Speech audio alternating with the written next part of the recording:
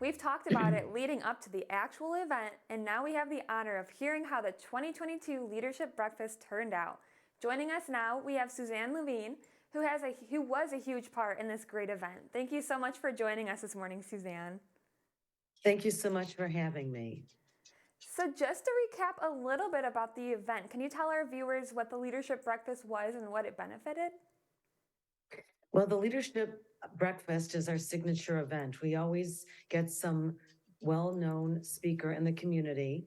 And this year we had Laura Graneman. She's the Vice President of Rocket Community Fund and the Executive Director of Gilbert Family Foundation, to talk about all the great initiatives that they are doing for the citizens of Detroit.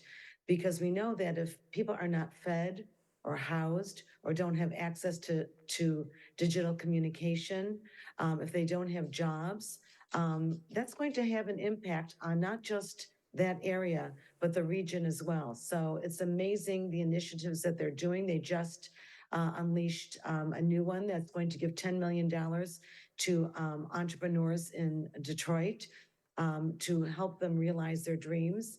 They've done things like renovate homes, help them pay back taxes, make sure that their homes are are digitally connected. So especially the children during the pandemic have access not only to laptops, but obviously that they can get internet access and Zoom for their schools.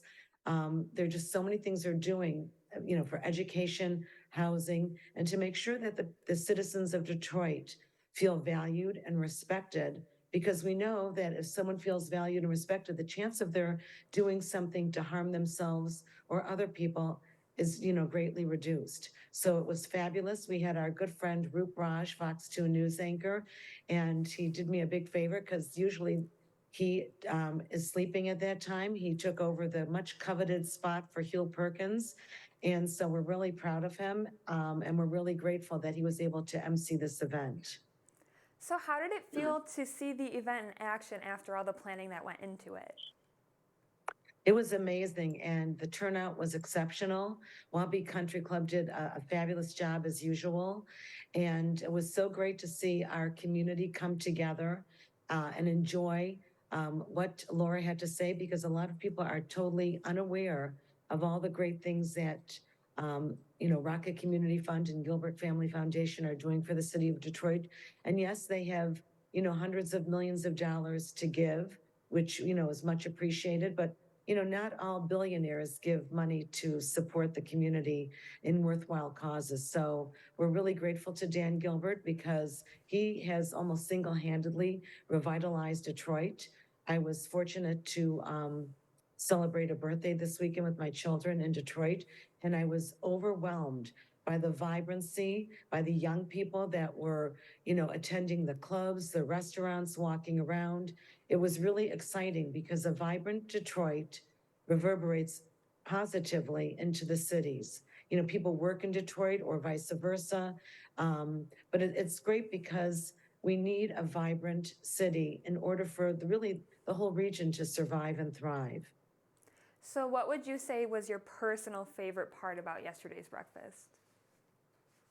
I think just getting the positive feedback from the community, hearing Laura speak. She's a fabulous speaker, and she's so committed to the city of Detroit. She is this amazing woman who really believes in what she's doing, is passionate about the area. And so, and hearing the interchange between her and Roop, it was great. And I think that everyone needs to, I know that Civic Center TV were very appreciative, came and covered the event. So I'm looking forward to, watching the link and, spreading the word about the great things that you're doing also to cover our events, because this is more than just a local event.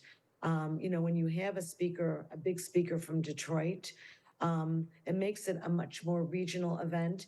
And I think it empowers all of us to really think about what we can do to help our fellow citizen, even if we obviously don't have the deep pockets of a Rocket Community Fund. But there are things we can do to make everyone's life better, because we are all connected. And I think that was kind of the theme of the event, is that we're all connected. So, how would you say the success of how this event turned out will help the events further on down the line? I think when people in our local businesses see that they can make great connections to people they would not have access to, I think it not only benefits the chamber, but it benefits them because you don't know who might be able to help your business spread the word, make a great connection. I know a lot of people might be a little shy about, going up to someone that they don't know, and that's where I come in. I love making these connections, making sure that there's introductions of businesses that might not think about partnering, but making that sure that they are introduced to the right people. We have this wonderful woman that's actually on our cable commission, Jennifer Boykins, and she has an educational business. And introducing her to someone like Laura, where they are very concerned about educating the citizens of Detroit. We see that the past 2 years, unfortunately, has had a very negative impact on our children. The scores, the math and reading scores are subpar. And plus, we know it really negatively impacts their social skills. So these are important issues that we're going to have to address in the upcoming years. So making a connection, from Jennifer to Laura, maybe there's something she can offer, the children of Detroit to help improve these scores and make sure that every child, that there was a thing is no left behind, but really it's very important that every child has access to quality education so that in the future, they don't necessarily have to go to college, but maybe they pursue a vocational career, the electrical, the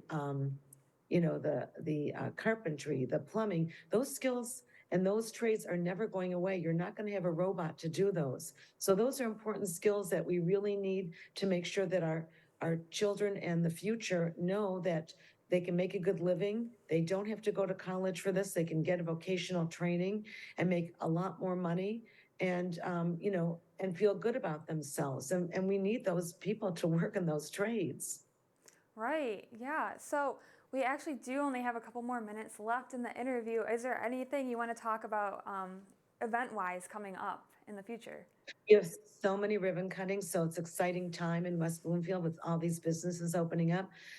Tomorrow, from 4 to 7, we have VO Med Spa. We have a great ribbon cutting for them. I know they're going to have a charcuterie board and champagne. So we welcome everyone. Check our website, westbloomfieldchamber.com, to make sure that you get all the details. Monday, the Great Greek Mediterranean Restaurant has a great ribbon cutting at 11 a.m. And there's going to be all kinds of free food samples. They're on Orchard Lake. And on the 22nd, we have 2 great ribbon cuttings. One for the middle school that's opening. I believe that's at 6 o'clock, and the other for a complexion spa on Orchard Lake. That's from 5 to 7. So please check our website. We have all kinds of upcoming events, and we are going to be finally doing our Not So White Elephant charity party. It's the one time a year that we can give back to a small local charity, and it's going to be the Hospitality House Food Pantry. It will be at the Avalon of Commerce, and more details to follow. Awesome. And one more time, can you repeat the website just so our viewers can go visit it? Absolutely. It's westbloomfieldchamber.com, or they can contact me at wbloomfieldchamber@gmail.com. Give me a call at 248-626-3636. I'm there to listen and hopefully strategize and make some meaningful connections for you to benefit your business. Well, thank you so much, Suzanne. It's always such a pleasure to have you on the show with us. Well, thank you and have a great rest of the week, everyone.